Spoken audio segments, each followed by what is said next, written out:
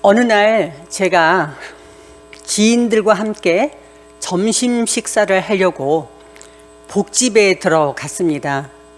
저희가 들어갔던 그 방에 눈에 띄는 액자가 하나 있었는데요. 바로 그 액자에 있는 내용이 바로 저겁니다. 100 빼기 1은 0. 지금까지 우리가 생각하던 그런 공식이 아니잖아요. 그래서 이 액자를 보고 참 많은 생각을 했습니다. 그러다가 혹시나 하는 마음으로, 요즘은 뭔가 의문이 생기면 무조건 인터넷이잖아요. 그래서 인터넷을 찾아봤어요. 그랬더니 이미 꽤 알려져 있는 공식이었습니다. 이 공식은 어떤 조직이나 어떤 인간관계에도 적용시킬 수 있을 것 같아요. 예를 들면 100명이 일하는 어떤 조직에서 한 사람이 중대한 범죄를 저질렀다고 생각해 봅시다. 이 경우에 분명 범죄는 그 한 사람이 저질렀습니다. 하지만 그 한 사람으로 인해서 그 조직 전체의 명예가 추락하게 됩니다. 그래서 대기업 같은 경우에는 소속 직원이 만약에 범죄를 저지른 일이 있다라고 하는 것이 드러나게 되면 언론에 자기 기업의 이름을 빼달라고 얘기한다는 겁니다. 요즘은 그래서 그냥 최근에는 이니셜만 사용하는 경우도 많다고 합니다. 그런데 이게 또 경우에 따라서 경찰이나 검찰 소속 직원이 범죄에 만약에 연루되었다고 생각해 보십시다. 아마 그 파장은 더 커질 것입니다. 범죄를 예방하고 이 범죄를 적발하는 것이 이 사람들의 주 업무인데, 이 사람들이 범죄를 저질렀다? 그러면 더 아마도 그 파장이 커지지 않을까라는 생각이 들게 됩니다. 그래서 탄탄하고 대기업이고 아주 그래도 우리가 입에 울을 내릴 만한 그러한 탄탄한 기업들의 경우에는 영을 만드는 한 사람이 생기지 않도록, 영을 만드는 한 사람이 생기지 않도록 끊임없이 교육시키고 재교육시키고 또 교육을 시킨다고 합니다.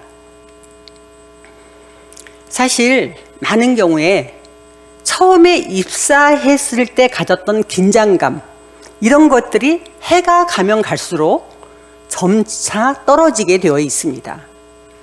업무가 익숙해질 때쯤 되면 자신감이 붙고 자신감이 무르익으면 사람이 교만하게 됩니다. 결국 이 교만이라고 하는 것이 사고로 이어지는 경우가 많습니다. 사고는 항상 과신할 때 터진다고 하지요. 그래서 그런 일이 터지기 전에 교육을 통해서 자신의 일에 대한 직업의식, 그리고 전문성을 상기시켜주는 것, 이것이 보통 회사들의 보수교육입니다. 어떤 분은 우리 신금호교회에 재직이 된 지 아마 10년쯤 되셨을지 모르겠습니다. 혹은 20년이 되신 분이 있을지 모르겠고 30년 이렇게 되신 분들도 있지 않을까라는 생각이 드는데요. 사실 그래서 여러분들은 재직으로 섬긴다고 하는 것이 어떤 것인지 해마다 수도 없이 교육을 받아왔을 것입니다. 그런데도 불구하고 올해도 새해가 시작되자마자 제일 먼저 첫 주부터 재직들을 교육을 시키는 것은 왜 그럴까요? 바로 여러분 한 사람 한 사람이 그만큼 소중한 존재이기 때문에 그렇습니다. 여러분 재직 한 분이 신금호교회입니다. 여러분 재직 한 사람이 바로 우리 대한예수교 장로회 통합식 교단입니다. 여러분 재직 한 사람이 하나님 나라를 대표하기 때문에 이렇게 해마다 교육을 해왔고 또 2025년 새해에도 한 주도 아니고 연이어 2주 동안이나 이렇게 재직을 위한 세미나를 진행하는 것입니다. 이 시간 나 한 사람이 이 신금호 교회에 얼마나 소중한 존재인지를 다시금 마음에 새기시면서 재직으로서 새로운 결단을 할 수 있는 귀한 시간이 되시기를 바랍니다. 조금 전에 다 같이 이제 말씀을 읽었지만 한번 사도행전 6장 1절을 다 같이 한번 또 읽어보겠습니다. 시작. 그때에 제자가 더 많아졌는데 헬라파 유대인들이 자기의 과부들이 매일의 구제에 빠짐으로 히브리파 사람을 원망하니. 자, 여기 보시게 되면 사도행전 6장 1절의 시작 부분에 보면 그때에 라고 되어 있습니다. 여기서 그때란 언제를 말하는 걸까요? 오순정 성령 강림 사건 이후에 사도들이 가서 예수가 그리스도가 되시고 예수님께서 십자가에 못 박혀 돌아가셨지만 그러나 사흘 만에 살아나셨고 40일을 계시다가 승천하셨고 하면서 예수 그리스도에 대해서 증거하기 시작하면서 사도들의 설교를 했다 하면 엄청난 능력들이 나타나기 시작했습니다. 그러면서 교회가 부흥하기 시작했고 이적 기사가 나타나면서 예수님을 믿는 제자들의 숫자가 점점 늘어나서 교회가 가득 차기 시작했다라고 생각합니다. 바로 그때에 있었던 일입니다. 헬라파 유대인들, 이 사람들은 어떤 사람일까요? 오랜 세월 외국에서 살다가 본토 이스라엘에 돌아왔습니다. 그래서 이제 이스라엘 본토에서 정착을 하고 있는 사람들인데요. 이 사람들은 헬라어를 쓸 줄 아는 사람들이었고 사고방식도 헬라적인 사고방식이었다고 생각하시면 될 것 같아요. 오랜 세월 외국 생활을 했기 때문에 외모도 살짝 본토 사람들과 달랐습니다. 이렇게 언어도 좀 달랐고 문화도 다르고 그렇게 하다 보니 외국에서 들어온 이 헬라파 유대인들과 본토에서 살고 있던 토박이 히브리파 유대인들은 서로 소통이 잘 되지 않았던 것 같습니다. 이들 사이에 무슨 일이 발생했습니까? 자기들의 과부들이, 여기서 자기들의 과부라고 하는 것은 헬라파 유대인의 과부들이 매일의 구제에서 빠지는 일이 발생했습니다. 당시에 과부라고 하는 분들은 힘이 없었습니다. 차별받았고 억압받았습니다. 무엇보다도 먹고 살기도 쉽지가 않았어요. 지금처럼 여성이 나가서 일할 수 있는 그런 환경이 아니었습니다. 그렇기 때문에 국가에서, 사회에서 이 과부들을 특별히 배려하도록 권고하던 그런 시대였습니다. 초대교회도 이 과부들에게 초대교회가 특별히 모은 기금을 가지고 매일 음식을 나누어 주곤 했습니다. 그런데 본토의 히브리파 유대인들이 매일 음식을 나눠주는 그 명단이 있는데 그 명단에서 헬라파 유대인들의 과부들을 제외시켰어요. 광에서 인신 난다라는 속담이 있지 않습니까? 헬라파 유대인들이 가만히 있었겠습니까? 불평을 많이 드러났겠지요.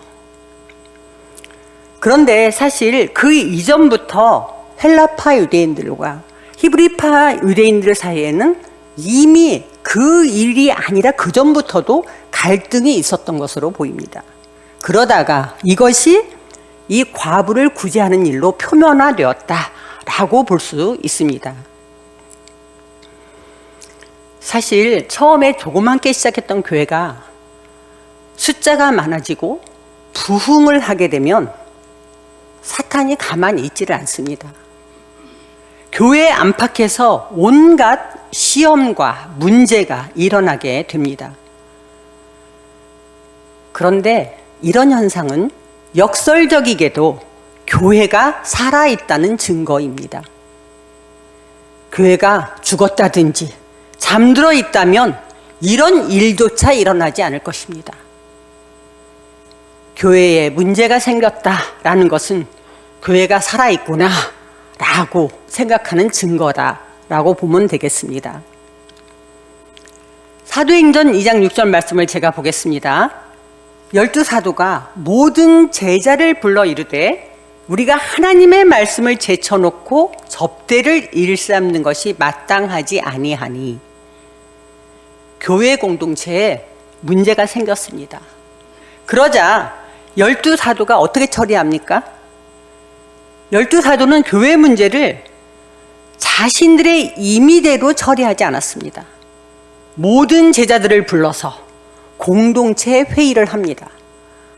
이걸 오늘의 말로 표현한다면 모든 성도들을 불러서 공동의회를 한 겁니다.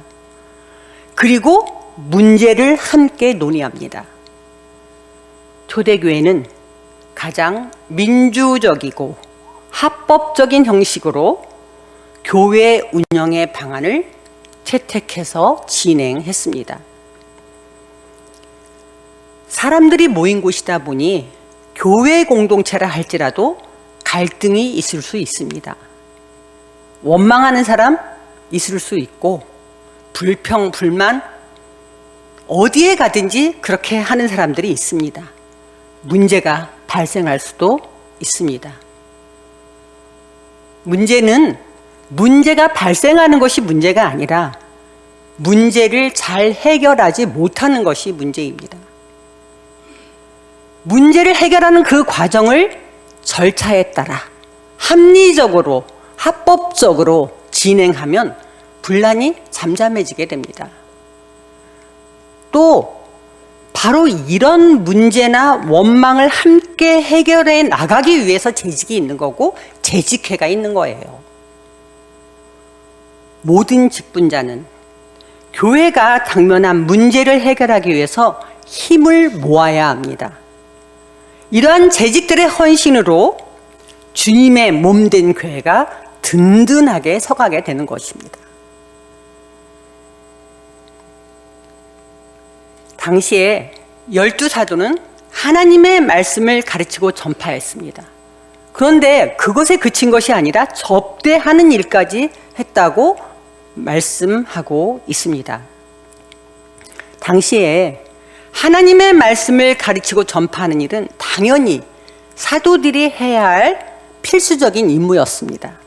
그런데 사도들이 하나님의 말씀을 가르치고 전파하는 일을 뒷전으로 미루고 접대하는 일을 하는 것이 바람직한가? 라고 하는 것을 생각해 볼 수 있는 계기가 왔다고 봅니다. 교회의 기능을 5가지로 크게 나눠서 생각해 볼 수 있어요. 그게 뭐냐면 예배, 전도, 교육, 친교, 봉사. 크게 5가지로 나누어 볼 수 있는데요. 사도들은 교회에 문제가 발생하자 먼저 우선순위를 정합니다. 교회에서 가장 중요한 게 무엇인가? 그것은 하나님의 말씀이다. 그렇다면 이 하나님의 말씀을 최우선에 두고 사도들이 해야 할 일이 무엇일까? 예배드리고 전도하고 교육하는 거, 이거 우선순위로 두고 사도들이 하겠다라고 정했습니다. 그리고 구제의 일, 반드시 필요한 일이긴 하나 이 일은 다음 순위에 되고 이제 집사를 뽑아서 그 일을 맡기기로 한 것입니다. 이렇게 해서 여러분 재직들이 교회에서 이 일을 맡게 된 것입니다. 그러던 것이 오늘날 교회가 성장하고 발전하면서 재직들이 맡게 된 일이 너무나 다양하게 되었다는 것입니다. 하지만 그 정신은 같습니다. 그 정신은 뭐냐면 목회자가 하나님의 말씀을 연구하고 잘 전할 수 있도록 교회의 다른 일들을 맡은 자가 재직이라는 사실입니다. 여기서 접대를 일삼는 것이라는 말은 문자적으로 봤을 때는 식탁에서 봉사하는 것을 말합니다. 이 말은 교회 안에서 가난한 사람들에게 식량을 나눠주거나 일상생활용품을 나누어주는 구제 사업을 말하는 것이라고 볼 수 있습니다. 여기 이 봉사하는 것이라고 하는 이 말에서 오늘날 집사라는 단어가 나왔는데요. 집사는 원어적으로 볼 때 디아코노스이고 봉사는 디아코니아이고 봉사한다라는 말은 디아코네인. 자, 이렇게 해서 이 세 개의 단어가 같은 어원을 가지고 있는 것을 알 수가 있어요. 디아코노스, 집사는 식탁에서 수중 두는 사람이란 뜻을 가지고 있습니다. 다른 사람이 편안하게 식사할 수 있도록 왔다 갔다 하면서 서비스해주는 오늘날의 표현을 하면 웨이터와 같은 역할이다 라고 볼 수가 있습니다. 이것이 바로 봉사라는 거예요. 집사는 내가 편히 먹으려고 하는 것이 아니라 다른 사람을 먹이는 것, 식탁에서 수종드는 자세로 섬겨야 하는 것입니다. 그런데 때때로 다른 사람을 먹이는 척하면서 자기가 먹는 사람이 가끔은 있는 것 같아요. 섬기는 척하면서 섬김을 받으려고 하는 사람도 있을까요? 혹 우리가 이런 실수를 하고 있지는 않은지 자신을 살펴볼 수 있기를 바랍니다. 교회에서의 직분이 있어요. 장로님, 권사님, 안수집사님, 집사님 다 있는데 이 신분은 높낮이나 계급을 말하는 것이 아닙니다. 많은 사람들이 군림하기를 좋아합니다. 대접받기를 좋아합니다. 하지만 직분자들은 그리고 성도들은 서로 섬기는 사람으로 존재해야 합니다. 이것이 기독교의 자기 정체성입니다. 6장 3절 말씀을 봅니다. 형제들아, 너희 가운데서 성령과 지혜가 충만하여 칭찬받는 사람 7을 택하라. 우리가 이 일을 그들에게 맡기고. 7명을 찾아내라는 거예요. 그런데 여기서 왜 7일까? 유대인들은 가장 완전수로 생각하는 숫자가 7이었습니다. 그리고 당시의 초대교회는 교회 규모상 7명의 집사면 충분히 교회의 실무나 행정 이런 모든 것들을 관할할 수 있다고 생각해서 7명을 뽑았을 것이다 라고 생각합니다. 초대교회가 집사를 뽑으면서 자격으로 내세운 것들이 있어요. 그것이 무엇인지 보면 첫 번째는 성령이 충만한 사람이었습니다. 그리스도의 영이 없으면 그리스도의 사람이 아닙니다. 성령이 충만하지 못하면 하나님의 일을 하나님의 뜻대로 수행할 수 없기 때문에 성령이 충만한 사람을 집사의 자격으로 내놓은 것입니다. 신금호교회의 2025년 그 새해 비전을 보니까 성령을 따라 행하라 라고 정한 것도 아마 같은 의미가 아닌가 생각이 듭니다. 집사의 자격 두 번째는 뭡니까? 지혜가 충만한 사람입니다. 사실 지혜만큼 우리에게 필요한 것이 없는 것 같습니다. 제가 지난주에 잠깐 말씀드렸지만 총회에서 26년을 있으면서 과거에 교재를 개발하고 할 때는 잘 몰랐던 것 같아요. 그런데 이제 그 나중에 제가 교육훈련차라고 하는 여러 부서를 통합한 부서의 총무로 전체 책임을 맡으면서 제가 그전과 달라진 게 하나가 생겼는데 아침마다 잠언을 듣고 또 듣고 오디오 형식으로 제가 이제 아이패드를 놓고 듣는데요.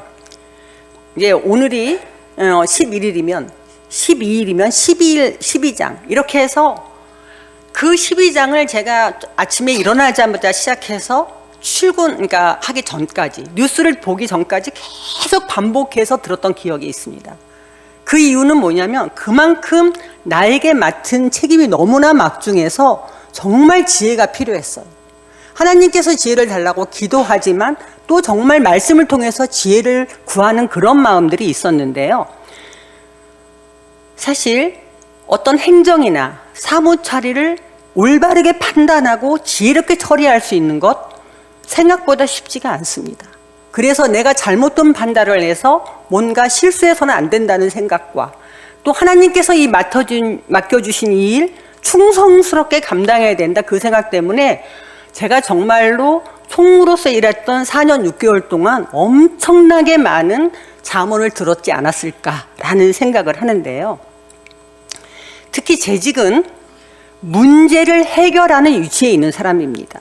그렇기 때문에 다른 성도들의 신앙과 덕을 높여줄 수 있는 지혜도 인격도 지녀야 하는 사람이라는 것을 잊지 마시기 바랍니다.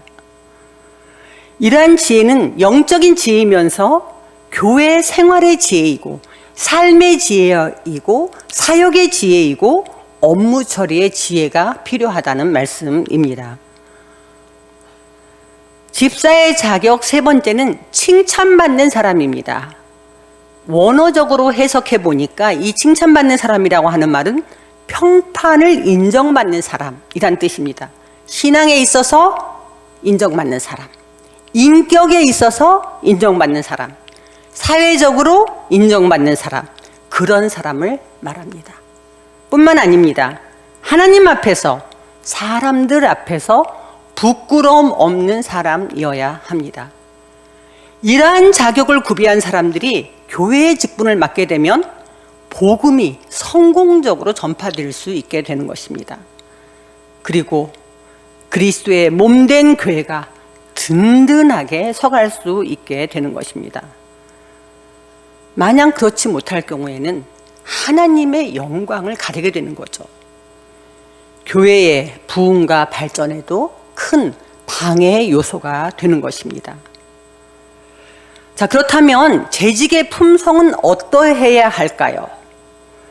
재직은 하나님의 대사로서 자기 역할을 다해야 한다고 지난주에 제가 말씀을 드렸습니다.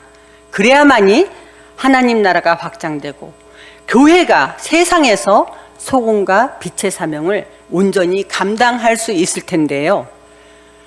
바울이 디모데에게 이야기합니다. 어떤 사람을 직분을 맡길 것인가? 그 첫 번째 조건으로 말하는 건 뭐냐면 예수님을 주로 고백한 사람.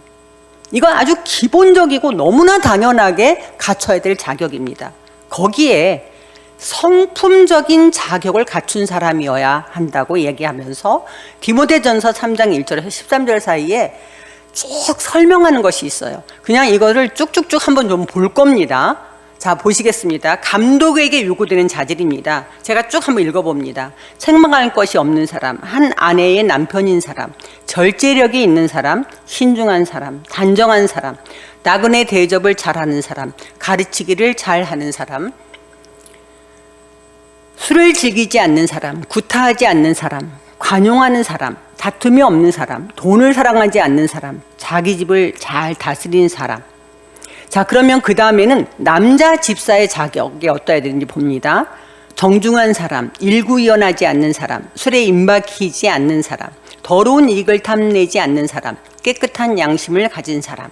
자, 그 다음에 권사의 자격입니다. 정숙한 사람, 모함하지 않는 사람, 절제력이 있는 사람, 모든 일에 충성된 사람입니다. 작년에 대전의 어느 교회에서 실제로 있었던 일입니다. 제가 그 교회 담임 목사님한테 들은 얘기예요. 어린이 여름 성경 학교를 교회에서 진행하기로 했습니다. 이 경우에 프로그램 짜고 진행하고 그런 일들은 주로 누가 합니까? 교회 학교 담당하는 부서의 전도사님, 교육 목사님, 교사들이 그 일을 잘 진행할 겁니다. 하지만 또 정말 중요한 일이 한 가지 있습니다. 그게 뭐예요? 어린이들이 여름 성경 학교를 하는 동안에 식사 맛있게 해주고 간식도 잘 챙겨주는 이 일은 우리 권사님들의 일이지요. 이 경우에 권사님들은 늘 교회 예산이 넉넉해 본 적이 없지 않습니까? 그러니까 적은 예산을 가지고 어떻게 하면 더 맛있고 더 풍성한 식사와 간식을 준비할지 많이 고민하고, 그리고는 땀을 뻘뻘 흘리면서 준비해서 우리 어린이들을 즐겁게 해주시는데요. 이날 그 교회에서는 권사님 두 분이 싸움이 붙었습니다. 싸움의 발단은 이렇습니다. 이날 메뉴가 닭볶음탕이었어요. A 권사님이 닭볶음탕을 하는데 닭을 깨끗하게 씻어가지고 생닭에다가 양념을 듬뿍 뿌리고 이제 물을 막 넣으려고 하는데 비권사님이 깜짝 놀라면서 이러면 안 된다는 겁니다.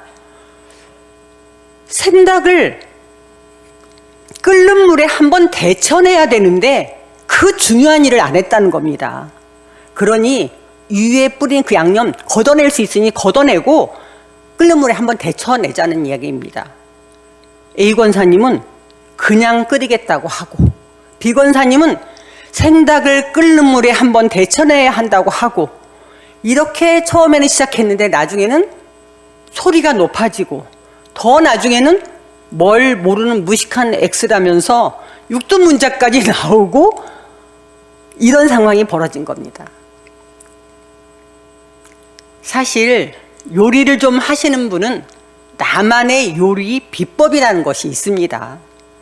집안 대대로 내려온 비법일 수도 있고 나만의 자랑이 될 만한 비법일 수도 있습니다. 그러니 닭을 끓는 물에 데쳐낼 것인지 아닌지는 아무것도 아닌 것 같지만 그 사람의 요리에 대한 자부심일 수도 있고 자존심일 수도 있는 것이긴 합니다. 하지만 닭을 끓는 물에 데쳐내고 안 하고는 본질이 아니지 않습니까? 우리가 흑백요리사 경연대회에 나가는 것도 아니지 않습니까? 이처럼 우리가 교회 일을 하다가 보면 아주 사소한 일들로 의견 다툼이 생길 수가 있어요. 이때 본질이 아닌 것은 무조건 양보합시다. 주님께 영광 돌릴 일이 아니면 무조건 그냥 넘어갑시다. 주님의 몸된 교회를 세우는 일이 아니면 묻지도 따지지도 말고 그냥 져주는 것으로 하면 어떨까요? 이거 이겨서 뭐 할까요? 얼마 전 105세를 살아가고 계신 김형석 교수님께서 그런 말씀을 하셨습니다. 어른은 아이들과 싸우지 않는다. 교회의 어른들이 솔선수범해서 더 어린 사람들과 싸우지 마시고 그저 넓은 아량으로 바라봐 주시고 기도해 주시고 격려해 주시고 기다려 주시기 바랍니다. 그래야 주님의 몸된 교회가 더욱 든든하게 서가게 될 줄로 믿습니다.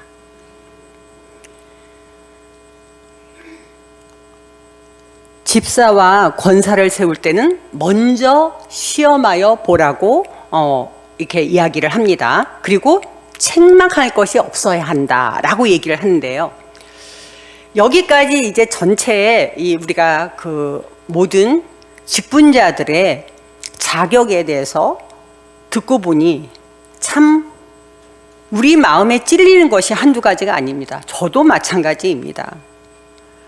우리는 부족한 것이 정말 많은 것 같습니다. 그런데 왜 이렇게 부족한 나를, 우리를 주님께서는 그리스도의 일꾼이요 하나님의 대사로 파송해 주신 걸까요? 주님께서는 우리가 많이 부족한 줄 다 알고 계십니다. 하지만 우리가 주님의 몸을 세워나가기 위해서 늘 자신을 쳐서 복종시키며 하나님을 어떻게 하면 기쁘시게 할까 하는 그 마음을 모시는 겁니다. 교회의 직분자에게 이렇게 엄격한, 이렇게까지 심한 성품을 요구하는 것은 이렇게 하지 않으면 성도들에게나 세상 사람들에게 우리가 영향력을 끼칠 수 없기 때문입니다. 주님은 오늘도 여러분을 통해서 주님의 일을 하시기를 원하십니다. 주님의 몸된 교회를 더욱 든든하게 세워나가기를 원하십니다. 6장 4절 말씀 읽어봅니다. 우리는 오로지 기도하는 일과 말씀 사역에 힘쓰리라 하니. 여기서 우리는 사도들을 당연히 말하는 겁니다. 사도들이 하시는 말씀이에요.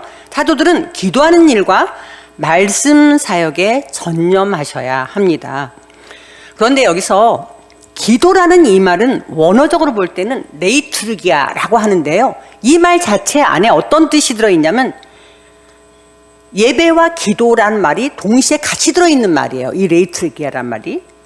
따라서 사도들은 자신들이 예배하는 일, 기도하는 일에 전념하겠다고 말합니다. 그러면서 동시에 뭐라고 하냐면 말씀으로 봉사하는 일에 전념하겠습니다 라고 얘기해요. 그 이유는 집사님들이 식탁에서 봉사하는 것처럼 사도들은 말씀에 봉사하겠습니다 라고 대비적으로, 대꾸적으로 말을 했다, 이렇게 볼 수가 있습니다. 사도행전 6장 5절 말씀을 제가 읽어보겠습니다. 온 무리가 이 말씀을 기뻐하여 믿음과 성령이 충만한 사람 스데반과 또 빌립과 브로고로와 니가노로와 디몬과 바메네와 유대교에 입교했던 안디옥 사람 니골라를 택하여 7명의 집사를 뽑았습니다. 그런데 이 7명의 집사의 이름을 보게 되면 모두 다 헬라 이름이에요. 물론 헬라 이름이라고 해서 모두가 헬라파 유대인은 아니었을 거라고 봅니다. 그러나 헬라파 유대인들이 불평불만 했잖아요. 그리고 자기들의 이익을 대변하려고 말을 했잖아요. 그렇기 때문에 아마도 이 집사들 중에서 더 많은 숫자가 헬라파 유대인이었을 거다라고 볼 수가 있습니다. 자, 사도행전 6장 6절 말씀입니다. 사도들 앞에 세우니, 자, 그러니까 사도들이라고 해서 여기 뭐냐고요? 집사님 7명을 사도들 앞에 세웠다는 얘기고요. 이 사도들이 기도하고 그들에게 안수하니라고 했습니다. 직분자들을 선출하는 것은 교회가 해야 할 일입니다. 그러나 직분자에게 안수해서 임명하는 것은 사도들의 책임이었습니다. 이 안수는 구약시대부터 축복하거나 후계자를 임명하기 위해서 행해지던 의식이었습니다. 안수는 또 한편에서 이 집사님들은 이런 새로운 임무가 주어졌습니다라고 모든 사람들에게 알리는 의식이라고 볼 수 있습니다. 안수는 집사들에게 활동에 필요한 하나님의 은혜가 내려지도록 축복하는 그런 의식이기도 했습니다. 우린 지금까지 교회에 재직이 생기게 된 성경적 기원을 중심으로 살펴봤어요. 이렇게 시작된 재직이 오늘날 교회에서 많은 일들을 하고 있습니다. 근데 이 시간에 그 중에 몇 가지를 살펴보면서 교회 안에서 재직이 어떤 역할을 수행해야 하는지를 점검해보는 차원에서 보도록 하겠습니다. 재직들은 재직회에 참석하는 일을 당연히 해야 되는 거고, 여기서 시작해서 사실 교회에 뭐 이렇게 깔끔하고 다 정리되어 있는 이유 중에 하나가 뭐냐면 우리 재직들이 다 봉사의 손길이 다 닿아 있다라고 볼 수 있습니다. 결국 여러분들을 통해서 교회는 건강한 공동체의 모습을 가지고 가고 있다라고 볼 수가 있습니다. 그런데 이걸 한번 보십시오. 한번 읽어보세요. 속으로. 교회 건물 청소할 분 구합니다. 지난달 중고 거래를 하는 플랫폼인 당근, 여러분 잘 아시죠? 당근에 올라온 광고입니다. 이 광고에 36명이 지원했다고 합니다. 이 광고를 올린 교회는 인천에 있는 1000명, 출석교인이 1000명이라고 해요. 감리교회인데요. 출석교인이 1000명인데 교회 청소할 봉사자가 없었던 것일까요? 이 교회는 왜 이런 광고를 내게 되었을까요? 교회의 속사정이 궁금했죠. 그래서 국민일보 기자가, 이게 국민일보에 난 내용을 제가 소개하는 거예요. 자, 국민일보 기자가 확인해 봤더니 주일에 청소할 것이 많고 토요일에도 사역이 많이 몰려서 외주를 주고 있다라는 겁니다. 그리고 교인들에게 청소를 맡기면 이건 이렇게 해주세요, 저건 저렇게 해주세요 요청하기도 어렵다는 것입니다. 교회 나름의 속사정이야 있겠지요. 그리고 한편 이해도 갑니다. 그런데 봉사를 외주 주기 시작하면 앞으로 어떤 일이 발생하냐면 교회에 봉사하는 일에 하고 싶은 일, 하기 싫은 일로 나누게 될 겁니다. 그리고 점점점 외주 주는 일들이 더 많아지게 될 것입니다. 교회는 주님의 몸입니다. 우리 재직들이 교회에서 봉사하는 이 일은 함께 주님의 몸을 세워가는 일이라고 하는 것을 꼭 기억했으면 좋겠습니다. 재직들은 자신에게 주어진 역할을 바르게 이해하는 것이 대단히 중요합니다. 그래서 몇 가지를 좀 제가 살펴보려고 하는데요. 사실 여러분들이 많이 알고 있는 거지만 다시 한번 점검해 보겠습니다. 첫째, 재직과 예배 사역에 대해서 좀 알아보려고 합니다.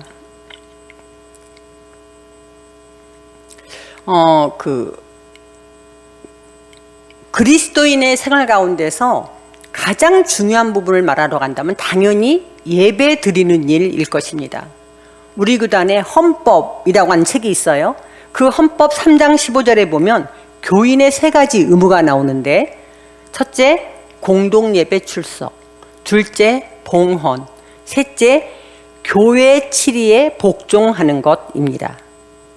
그리스도인은 예배 생활을 바르게 해야 합니다.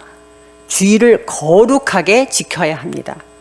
특히 예배를 경건하고 엄숙하게 드려야 하고 기쁨과 감격으로 예배 드릴 수 있도록 모든 재직들은 예배 순서에 직접적으로 또는 간접적으로 참여하셔야 합니다. 목회자를 도와서 하나님께 정성껏 예배 드릴 수 있도록 재직이 봉사하는 일들이 있지요. 그 중에 하나가 회중기도입니다. 공예배의 회중기도를 맡은 사람이 특별히 유의해야 할 것들, 여러분들 잘 아신다고 보기 때문에 길게 할 건 아니에요. 그러나 한 번씩 잘 점검해 보도록 하겠습니다.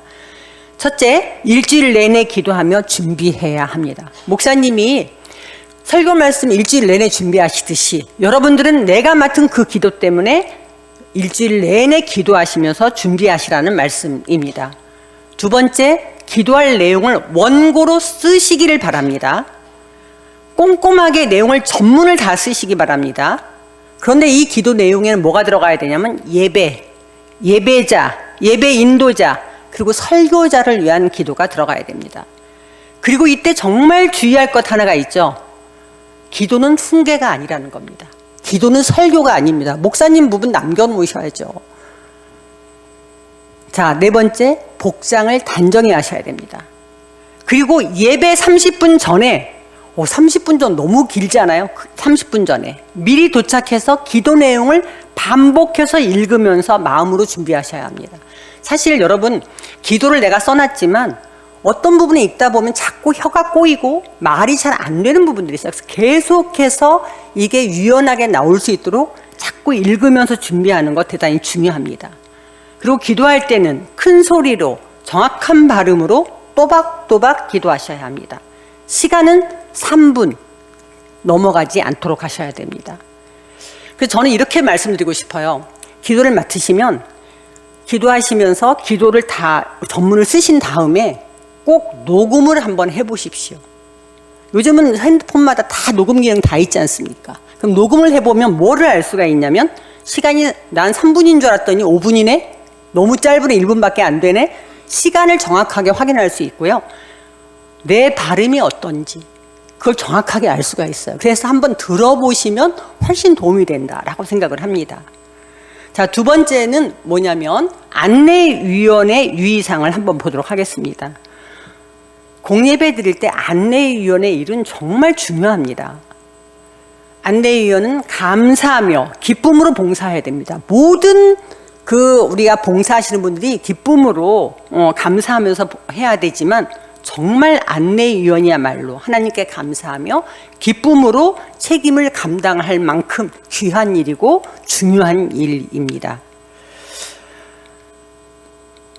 안내위원은 예배 30분 전에 교회에 도착해서 자신에게 분담된 자리가 있어요. 내가 있어야 될 자리, 거기를 일단은 확인을 합니다. 그리고 예배당 안과 밖의 분위기를 파악해 봅니다. 뭐가 빠진 게 없는지, 모든 것이 제자리에 다 정리정돈되어 있는지 확인하셔야 합니다. 예배위원은 깨끗하고 단정한 옷을 입어야 하고요. 반드시 안내위원 표차를 가슴에 다셔야 됩니다. 그 이유는 뭐냐면 그래야 안내받는 사람이 내가 안내받을 사람에게 제대로 받고 있구나 라고 마음이 편안해지게 된다는 겁니다. 그리고 당연한 일이지만 안내위원은 얼굴 표정을 밝게 하고 미소 띤 얼굴로 대해야 합니다. 혹시라도 내가 안내받은 그 주간에 슬픈 일이 생겼거나 어려운 일이 생겼으면 다른 재직에 가고 바꾸는 것도 한번 생각해 볼 필요가 있습니다. 안내위원은 여기 계시다가 성도들이 오시면 먼저 인사하고 친절하게 대해 주셔야 하고요. 정말 오랜만에 너무 친한 사람, 반가운 사람 만나면 오래 이야기하고 싶은 그런 유혹이 있지만 잘 안다고 해서 특별히 어떤 특정한 사람하고 오래 이야기하고 계셔서는 안 됩니다. 누구나 똑같이 친절하게 하고 오히려 새로 오신 분, 교회에 조금 낯선 분들에게 더 관심을 보이고 더 친절하게 하셔야 합니다. 저희 시댁이 순천이에요. 저희 남편이 이제 순천에서 태어났는데 지금은 저희 시댁 어른들이 다 돌아가셨습니다. 제가 시댁 어른들의 사랑을 정말 많이 받고 살았는데 두 분이 다 돌아가셨어요. 과거에 이제 어머님이 돌아가시고 아버님이 혼자 계실 때 일입니다.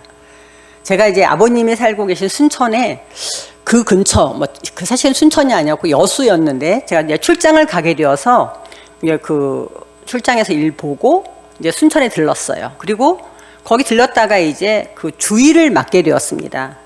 그래서 주일 아침에 그 말만 하면 알만한 근처에 우리 교단의 교회에 예배 드리러 갔습니다. 그 교회가 규모가 꽤 큰 교회인데요. 제가 이제 본당이 2층이고 3층에서도 이렇게 예배 드릴 수 있게 되어 있었는데 제가 이제 그 3층에 가서 예배를 드렸어요. 제가 1층 교회 입구에서부터 3층에 올라갈 때까지 누구 한 명 저에게 어떻게 왔는지, 새신자인지 묻는 사람도 없고 눈길을 주는 사람도 없는 거예요. 제가 눈길 안 준다고 예배 안 드릴 건 아니지만 살짝 섭섭하긴 했습니다. 나갈 때는 좀 다르겠지. 그런데 예배를 마치고 나올 때도 마찬가지였어요. 사실 어딜 봐도 제가 눈에 안 띄는 사람은 아니지 않습니까? 키가 커도 이렇게 큰데 안 보일 리가 없는데 그날 안내위원은 누군가와 이야기하느라 저를 못 봤습니다.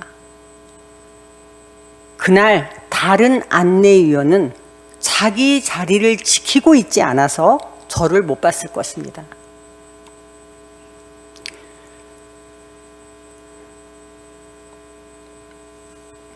안내위원이 놓친 사람이 저였으니 망정이지, 저였으니 얼마나 다행입니까?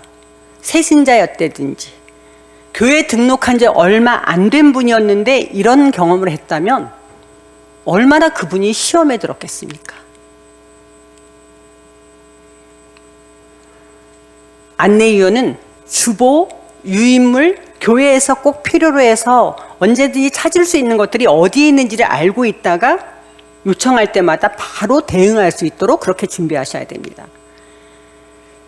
제가 그 학부를 졸업하고, 그때가 졸업하던 애가 88년이었어요. 제가 좀 대학을 늦게 들어갔습니다. 고등학교 졸업하고 7년 동안 직장 생활을 하다가 늦게 이제 대학을 들어가서 졸업하던 해가 제가 88년이었어요.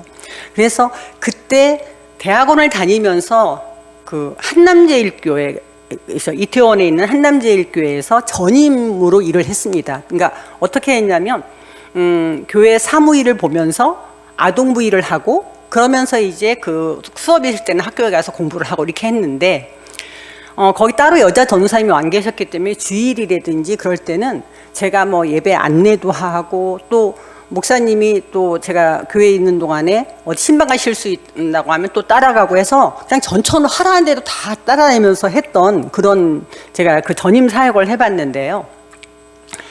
교회마다 굉장히 상황이라고 하는 게 다른데 그 이태원 그곳에 특별한 제가 경험을 한 적이 있어요. 예배를 시작하면 다 시작해가지고 늘 늦게 오는 한 사람이 있어요. 그런데 그 사람은 늘 그 시간에 오고 늘 목사님 축도 끝나고 반주가 나올 때 그때 나가서 목사님도 본 적이 없어요. 그러니까는 그분은 교회에 오면 안내하는 저만 보는 사람이에요. 그런데 좀 특별한 사람이었어요.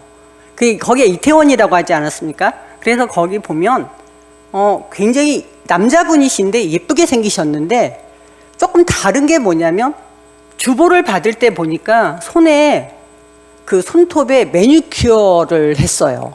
그러니까 이태원 쪽에 좀 그 다른 사람들이 좀 많아요. 그런데 그분이 굉장히 열심히 교회를 나와요. 그렇게 혼자 그 3층에 앉아서 한쪽 구석에 앉아서 기도하고 가고 이렇게 하는데 한동안 보이질 않았습니다. 그러다가 이제 왔어요. 저도 너무 반가웠고, 아우 무슨 일이 있었냐, 이렇게 늦게 이렇게 안 보였느냐라고 제가 관심을 보였더니 일본에 출장을 다녀왔다고 하더라고요.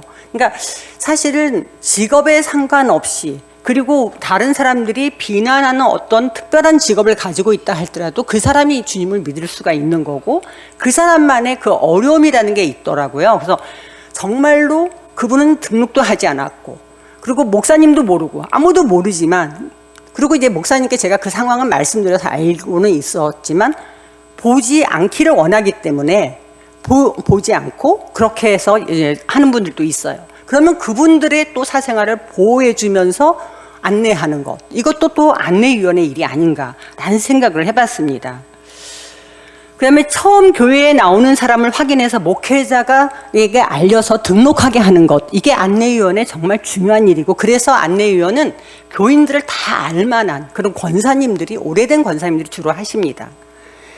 예배실 안내위원도 있죠. 예배실 안내위원들의 경우에는 사실 이제 오늘도 보면 여기 그 첫 줄이 다 비어 있어요. 뭐 둘째 줄도 비어 있는 경우가 있는데, 근데 이거는 어느 단체를 가든지 다 앞부분에 처음부터 앉아 있는 경우가 없습니다. 그래서 제가 총회에서 많은 행사를 하면서도 보면 전부 다 뒷지금 꽉 차서 서 있기도 해요. 그런데 앞쪽이 다 비어 있어요. 그래서 어느 날은 제가 그런 얘기도 한 적이 있습니다. 자, 지금부터 이 마이크와 이 강대상을 뒤로 제가 옮기겠습니다. 그렇게 말을 했어요. 왜냐하면 그게 차라리 낫겠구나. 그래서 뒤로 돌면 그게 제일 앞이 되겠다. 이런 얘기를 한 적이 있어요. 그 정도로 사실 앞에 앉는 것에 대해서 겸손의 미덕일 거다. 이렇게 생각을 합니다. 그럼에도 불구하고 주일 낮예배 때 만약에 그렇게 하면 뒤에 오시는 분들이 앞으로 오시기 너무 죄송하잖아요. 그러니까 가능하면 앞에서부터 앉으실 수 있도록 도와드리되, 그런데 이게 늘 그래요. 귀소 본능이라고 하잖아요. 내가 늘 앉는 자리가 있어. 거기 아니면 마음이 불편해서 예배를 못 드린다는 거잖아요. 저희 남동생이 미국에 가 있어요. 그래서 저기 일 때문에 가 있는데 예배를 온라인으로 예배를 드립니다. 그래서 제가 금오교회 출신이에요. 여기 금오동 3가에 있는. 근데 금오교회 출신인데 그 금오교회 저희 어머니가 나가시는데 저희 어머니 앉는 자리에 늘 앉아 계시잖아요. 그런데 그게 온라인으로 늘 어머니 얼굴이 비친다는 거죠. 저희 남동생은 그거 자체도 그냥 은혜인 거예요. 그리고 저희 어머니는 절대로 다른 자리를 안 가십니다. 왜? 아들이 보고 있다예요. 그래서 늘 보고 난 다음에 주일날이면 서로 전화 통화를 합니다. 이거예요. 그래서 가족끼리 앉는 그런 좌석이 있을 수도 있고 그러긴 하지만, 그러나 다른 뒤에 오시는 분들을 위해서 가능하면 앞으로 오셔야 되고 그걸 안내하는 것도 또한 중요한 일이다라는 생각을 하게 됩니다. 자, 어린이를 데리고 오는 교인은 유아실로 안내하도록 합니다. 사실 아이들이 어디로 튈지를 모릅니다. 저는 기가 막힌 경험을 갖고 있어요. 저희 남편이 목사입니다. 저희 남편이 부목사일 때 저는 이제 연년생으로 딸을 둘 낳았어요. 근데 이 연년생 두 딸아이를 데리고 교회를 가는 거죠. 그러면 유아실에 들어가 있는데 한 아이는 제가 안아야만 되는 상황이고 그 아이가 막 울면 큰 아이를 돌볼 수가 없는 상황인데 큰 아이가 갑자기 사고를 저질렀습니다. 어떤 사고냐면 꽤 길었는데 그 아이가 조금 발달이 빨랐어요. 그래서 굉장히 잘 뛰고 잘 걸었는데 유아실에서 나와서 앞에서 설교하고 있는 아빠를 찾아서 강대상으로 뛰기 시작한 거예요.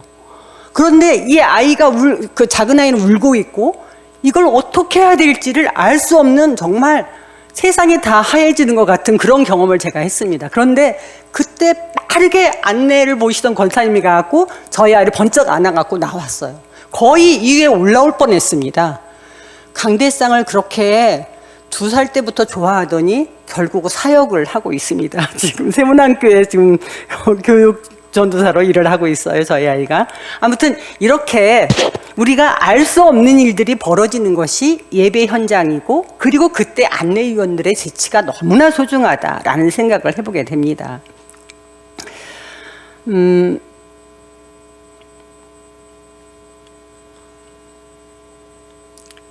뒤에 부분은 그냥 한번 넘겨보도록 하겠습니다. 그리고 이제 교회의 행정사역에 대해서 잠깐 살펴보도록 하겠습니다. 교회 행정은 교회의 본질과 목적과 사명에 입각해서 교회를 조직하고 운영하며 관리하고 구체적인 목표를 달성해 나가는 전체적인 과정을 말합니다. 초대교회에 집사를 세운 이유도 바로 교회 행정 잘하자고 세운 것이다. 이렇게 생각하시면 될 것 같고요. 그리고 초대교회가 직분자를 세우게 된 처음 시발점이 뭐냐면 교회가 부흥하고 성장하면서 사도 혼자 힘으로는 교회를 세워갈 수 없었기 때문에 바로 그 일을 시작했어요. 목사님께서 기도하고 말씀 준비하고 전하는 일에 전념하실 수 있도록 재직들이 크고 작은 문제들을 잘 감당해 주셔야 합니다. 교회의 그 행정에는 지도력, 관리, 경영 3가지가 있는데요. 지도력은 그 목사님과 관련된 교회 행정이라고 볼 수 있어요. 그래서 목사님이 1년에 교회의 비전 같은 것을 이렇게 세우시고, 그리고 또 어떻게 우리 교회가 나가는 것이 좋은지 그 바람직한 모델을 보여주는 목사님의 영역이다라고 볼 수 있고요. 그 다음은 관리인데요. 이 관리하는 일을 주로 담당하시는 분이 장로님이십니다.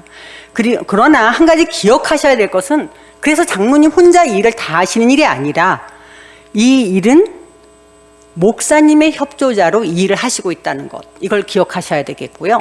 마지막으로 경영과 관련해서는 집사님과 권사님들이 이 일을 담당하시게 되는데, 역시 이 일 또한 목사님의 협조자로서 일을 하시고 있다라고 하는 것을 꼭 기억하셔야 됩니다.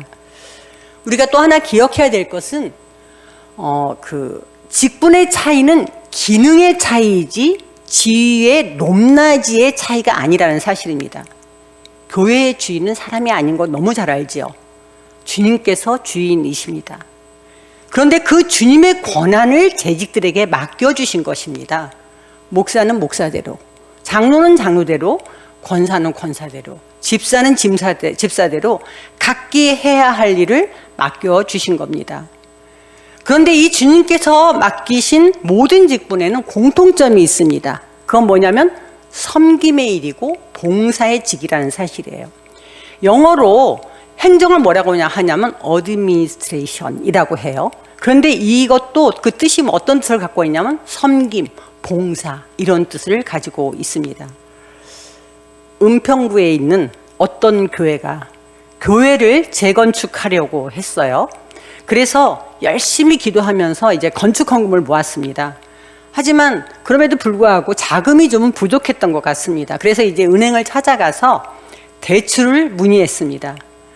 은행에서 조사를 해보고 난 다음에 돌아온 대답이 이랬습니다.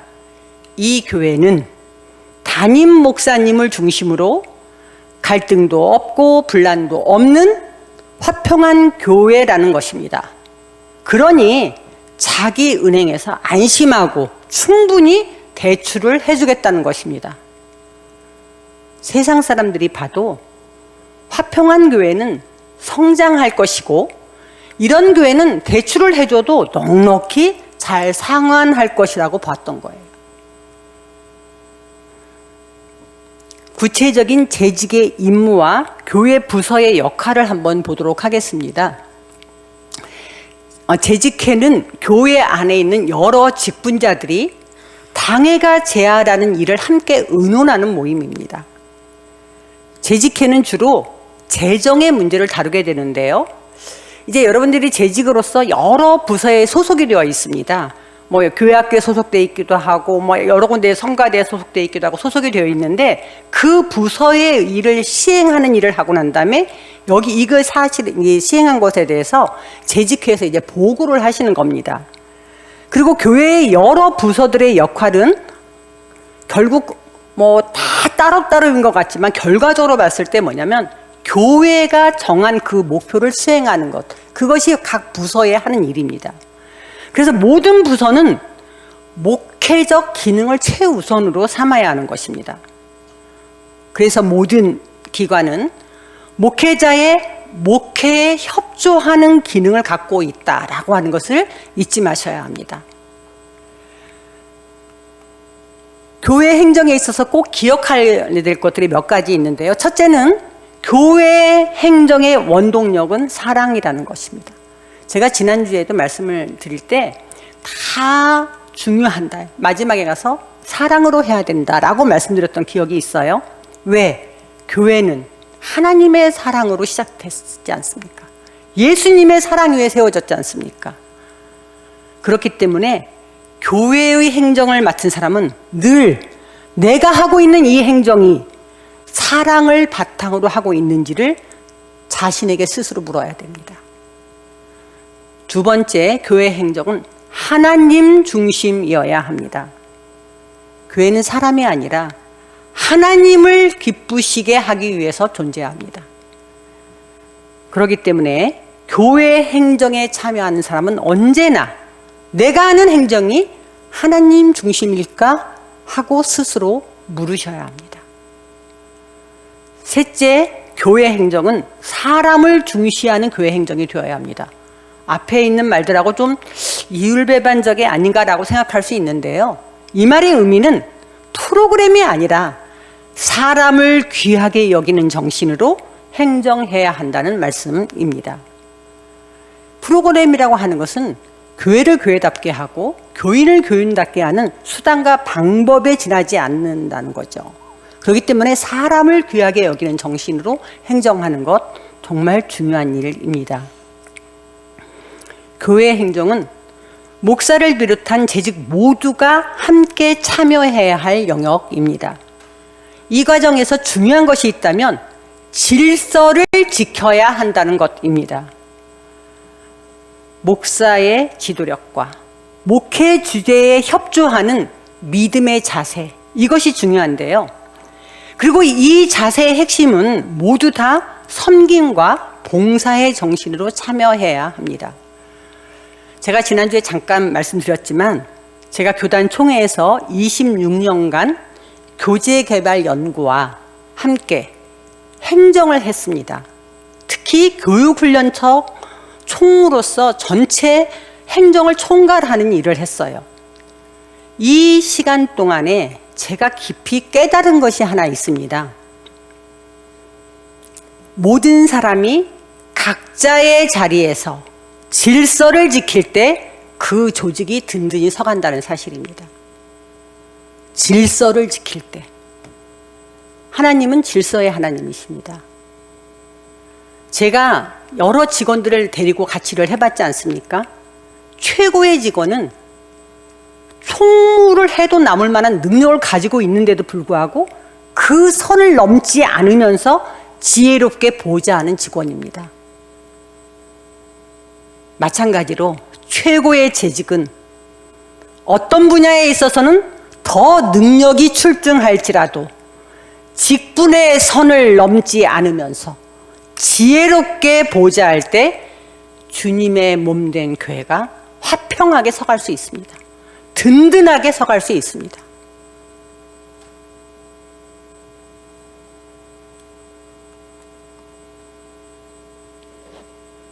재직과 재정관리입니다. 현대사회는 물질과 떼놓을 수가 없어요. 교회 역시 어떤 행사를 진행하거나 교회 운영을 위해서도 재정적 지원은 필수입니다.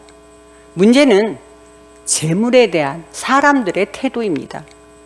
재물이 있는 곳에 항상 유혹이 있을 수 있습니다.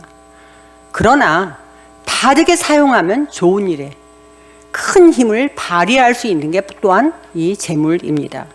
올바른 헌금관이 중요할 것 같은데요. 헌금이 뭐냐? 헌금이라는 신앙의 표현입니다. 하나님께서 인간에게 주신 그 은혜에 대해서 신앙적으로 응답하는 것입니다. 또한 헌금은 헌신의 표현입니다. 내가 소중하게 생각하는 재물. 사실 얼마나 소중합니까, 재물이? 왜냐하면 그 한 달에 월급을 받기 위해서 정말 어떤 경우에는 수모를 당하기도 하고 정말로 참을 수 없는 것들을 참아내면서 그 돈을 번다고 생각했을 때 정말 소중한 돈이고 이걸 통해서 우리의 가족들이 살아가는 거라고 볼 수 있는데요. 이렇게 소중하기 때문에 내 몸을 드리는 대신에 하나님께 드리는 겁니다. 또한 헌금은 감사의 표현입니다. 하나님의 은혜에 대한 감사의 표현이 헌금으로 나오는 것입니다. 그러면 헌금을 드리는 자세는 어떠해야 될까? 앞으로 또였죠? 예. 자신을 하나님께 봉헌하는 태도로 드려야 합니다. 우리 교단이 헌금이란 말을 예전에 썼다가 이것이 다시 이제 교회 용어 정리를 할 때 봉헌으로 바꾼 거예요. 그런데 그 말의 의미는 봉헌이라고 쓰고 있지만 그러나 어떤 곳은 헌금이라고 쓰는 게 맞다고 여겨지기 때문에 가서 혼용해서 제가 쓰고 있습니다. 나의 모든 것은 하나님의 소유다라고 하는 청지기 정신으로 드려야 하는 거고요. 구원의 은혜에 대한 감사의 마음으로 드려야 합니다. 자원하는 마음으로 드려야 합니다. 인색하지 않고 넘치게 드려야 합니다. 미리 준비해야 합니다. 저의 작은 딸이 제가 이제 학교를 늦게 다녔고 그러다 보니까 결혼도 늦게 했고 그래서 아이들도 생각보다는 젊어요. 그래서 아직 결혼도 안 했는데 둘 다 저희 작은 딸이 이제 큰애는 사역을 하고 작은 딸은 직장을 다니는데 작은 딸이 이제 저희 남편 교회 이제 주일 아침이면 예배를 드리러 옵니다. 그런데 그 둘이 이제 그 오피스텔에서 둘이 살고 있고 저희는 이제 교회 안에서 같이 살아요. 그러다 보니까 아이들이 이제 외부에서 오는데 교회에 오면서 편의점에 들렀다고 해요. 그래서 이제 편의점에 들려서 음료를 하나 사고 5만 원권을 냈더니 이 계산해 주는 사람이 교회 가는 길이냐고 묻더라는 겁니다. 어떻게 알았나 너무 궁금하잖아요. 그래서 물어봤더니 주일 오전이면 주일 헌금을 내려고 잔돈을 바꾸기 위해서 간단한 음료를 사는 사람들이 꽤 많다는 거예요. 헌금은 토요일에 미리 준비하시기 바랍니다. 편의점 주인도 다 안다는 거죠. 자, 그 다음에 자신을 위해 하늘 창고에 쌓는다는 정신으로 헌금해야 합니다. 그 다음에 또 넘겨서 보도록 하겠습니다. 교회 재정의 기본 정신은 어떠해야 될까요? 교회 재정은 올바로 사용되어야 합니다. 교회 재정은 하나님께 바쳐진 성별된 헌금입니다.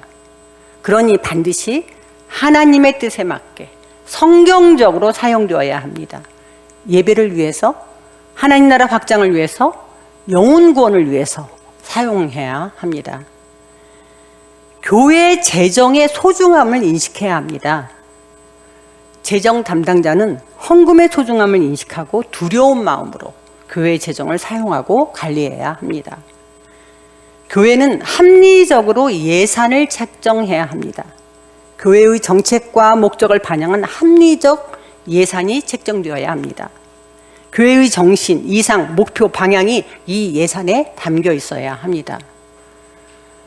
그리고 사실 재정을 담당하시는 분도 담임 목사님의 목회 방향과 교회의 방향을 정확히 파악해서 이것을 예산에 반영하고 그리고 집행도 교회의 목표를 달성할 수 있도록 그렇게 해야 합니다.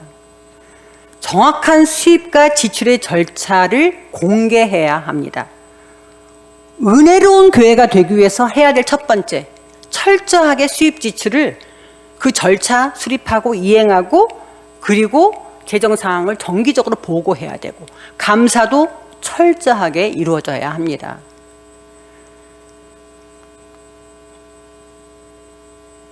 자, 재직과 교인 관리입니다. 재직은 교인을 대신해서 교회의 일을 돌보는 위치에 있는 사람입니다. 또한 교인들과의 관계에 있어서는 교인을 돌보고 섬기는 위치에 있는 사람입니다. 그러면서 동시에 재직은 목회자들이 교인을 돌보고 관리하고 할 때 목회자를 도와야 되는 역할에 있어요. 그래서 믿음이 연약한 성도, 어려움을 당한 성도, 상처받은 성도를 돌봐야 할 책임이 있고, 그리고 그들의 상황을 목사님께 알려줘야 할 그러한 책임이 있는 사람입니다. 그렇기 때문에 재직은 교인들의 가까이에서 친구가 되어주고 위로자가 되어줘야 합니다. 자, 교회 관리자로서의 재직의 역할 첫 번째는 목회자를 돕는 일입니다. 목회자는 교인들의 동정에 대해서 항상 살피면서 이제 기도하시는 분입니다. 그렇기 때문에 재직은 목회자를 도와서 교인들의 형편을 살펴보고, 그리고 목회자한테 상황을 알려야 합니다. 그리고 신속하게 알려서 목사님께서 그 상황에 대해서 기도하고 대처할 수 있도록 조력하는 위치에 있다라고 볼 수 있을 것 같고요. 그리고 이제 그 교인들의 가정에 애경사가 생겼을 때 신속하게 목회자에게 알리셔야 합니다. 두 번째는 신방입니다. 재직 중에 권사는 특별히 목회자를 도와서 환난당하거나 궁핍한 교우를 신방할 책임이 있습니다. 권사는 바로 이 일을 위해서 부름받았다라고 볼 수 있고요. 그런데 그러면 권사님만 신방을 하느냐? 그렇지 않습니다. 장로님도 우리 교단의 헌법에 보면 장로의 자격에 대해서 뭐라고 되어 있냐면, 교인의 신령 상태를 살피는 사람이 장로다라고 되어 있어요. 그럼 교회의 신령 상태라는 게 뭐냐면 영적 상태를 살핀다는 건데, 그러려면 장로님도 아마 신방하는 일이 있을 수 있고, 또 본인 구역 해당하는 그 권할의 교구에 아마 또 관련되면 그렇게 신방을 하실 수 있을 것 같습니다. 집사님이 물론 신방하자고 집사님을 세운 건 아니지만, 그러나 집사님이 남성교회 임원이라든지 여전도의 입원이거나 할 경우에는 내 소속한 회원이면 신방할 수 있을 것 같고요. 그래서 구역장으로서도 또 신방을 할 수 있을 것 같습니다. 또한 애경사에 대한 그런 봉사입니다. 성도들의 가정에 애경사가 생겼을 때 무조건 적극적으로 협조하면서 수고를 아끼지 않으셔야 합니다. 그래서 적어도 한 번은 꼭 그렇게 방문을 하셔야 되고, 상황이 여의치 못할 경우에는 전화를 하시거나 해서 위로해 주시고, 또 그 차후에라도 격려하고 돌보시는 것이 필요할 것 같습니다. 더군다나 새신자일 경우에는 그냥 알고 모르고를 떠나서 무조건 이렇게 재직들이 많이 돌봄이 필요하지 않을까 생각합니다. 네 번째는 중보기도입니다. 교인을 신박하거나 동정을 살피는 가운데 이제 그 교인들의 상황을 알게 되잖아요. 그러면 그 교인들을 위해서, 그 가족들을 위해서 기도하는 것이 바람직하겠습니다. 교인 관리자로서의 재직입니다. 어떤 자세를 가져야 할까요? 첫째는 관심이 있어야 됩니다. 지체 간에 서로 관심을 가져야 합니다. 안 보이면 왜 안 보이는지, 마음이 불편해 보이면 무슨 일이 있는지 챙겨보셔야 합니다. 작은 일이라도 서로 돕고 나눌 수 있는 일이 무엇인지 살펴보셔야 합니다. 이야기를 들어주시고 함께 기도하는 일에 앞장서셔야 합니다. 성도들에게 관심을 갖고 사랑의 섬김의 본을 보여주셔야 합니다. 두 번째는 온유한 자세가 필요합니다. 재직들은 온유한 자세로 교인 한 사람 한 사람을 대해야 됩니다. 그래야만이 더 유기적인 교회 공동체가 될 수 있습니다. 셋째는 대화가 원활하게 이어질 때 교회가 더 유기적인 관계를 갖게 됩니다. 또한 네 번째, 봉사가 있을 때 또한 유기적인 관계를 갖게 됩니다. 하나님 앞에 부름받은 직분자들이 해야 될 사명 중 가장 중요한 것은 지난주에 말씀을 드렸는데, 성도를 온전하게 하여 봉사의 일을 하게 하며 그리스도의 몸을 세우는 일이라고 말씀드렸습니다. 재직들이 해야 할 일은 자기 자신의 신앙의 성장을 위해서 힘써야 하는 건 당연한 일이고, 뿐만 아니라 교인 한 사람 한 사람이 하나님을 알고 믿고 자라가도록 격려하고 돌보는 일, 이 일을 하셔야 됩니다. 그렇게 해야 궁극적으로 우리가 그리스도의 몸을 세워갈 수 있기 때문입니다. 이제 사도행전 6장 7절을 한번 다 같이 읽어보겠습니다. 시작. 하나님의 말씀이 점점 왕성하여 예루살렘에 있는 제자의 수가 더 심히 많아지고 허다한 제사장의 무리도 이 도에 복종하니라. 7명의 집사를 선출하니까 교회 안에서 발생했던 그런 문제가 완전히 해결되었습니다. 사도들이 이제는 전적으로 기도하고 하나님의 말씀을 연구하는 일에 전념할 수 있게 되었어요. 그리고 새로 선출된 직분자들은 맡은 일들을 잘 진행하게 되었습니다. 그랬더니 그 결과로 어떤 일이 생겼습니까? 하나님의 말씀이 계속 퍼져나갔습니다. 예루살렘에 있는 제자들의 숫자가 더 많이 늘어났습니다. 제사장들의 큰 무리도 믿음에 순종했습니다. 결국은 교회가 부흥했다는 얘기예요. 당시에 이 제사장들은 기독교의 가장 큰 적대 세력이었습니다. 그런데 이 제사장들이 믿음에 순종했다? 이건 기적 중에 기적이 일어난 겁니다.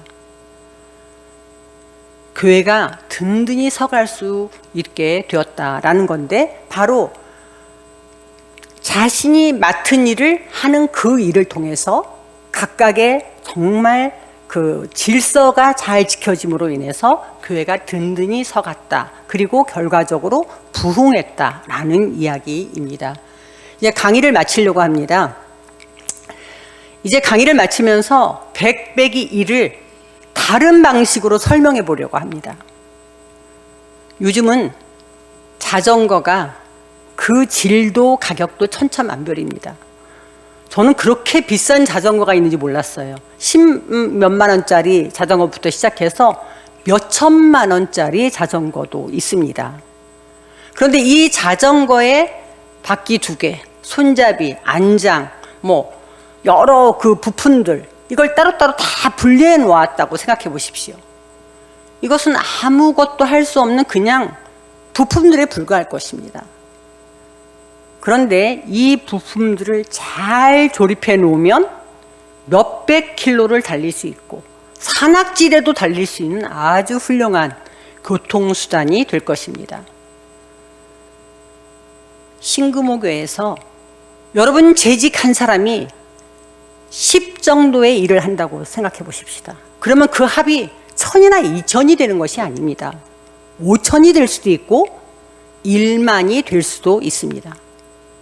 간단히 말해서 여러분 재직 각 사람이 시너지를 발휘하면 몇 배의 효과가 날 수 있다는 말입니다.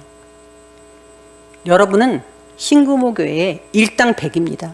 재직은 그런 사람들이에요. 일당 100이에요. 오늘 배우신 말씀을 기반으로 맡은 이 일을 충성스럽게 감당할 수 있기를 바랍니다. 우리 주님의 사랑으로 헌신할 수 있기를 바랍니다. 여러분의 시너지 발휘로 인해서 몇 배의 효과가 날 수 있음을 믿고 2025년 재직으로서의 여러분의 사명을 응원하고 축복합니다. 다 같이 기도하시겠습니다. 하나님 감사합니다. 저희를 재직으로 불러주시고 주님의 귀한 사명을 주시니 감사합니다. 지난주에 이어서 연 2주간 재직의 사명과 역할에 대해서 배운 것들을 마음에 새기게 하시고 맡은 일에 충성하게 하시며 더욱 주님의 몸된 교회를 든든히 세워가는 2025년 새해가 되게 하여 주시옵소서. 주님의 나라를 위해, 주님의 몸된 교회를 위해 이 일을 맡아 헌신하며 수고하시는 모든 재직들과 성도들 위해 우리 주님께서 함께 해주셔서 2025년 영혼이 더욱 잘되게 하시고 범사가 잘되게 하시며 주 안에서 강건케 되는 복을 허락하여 주시옵소서. 존귀하신 예수 그리스도의 이름으로 기도드리옵나이다.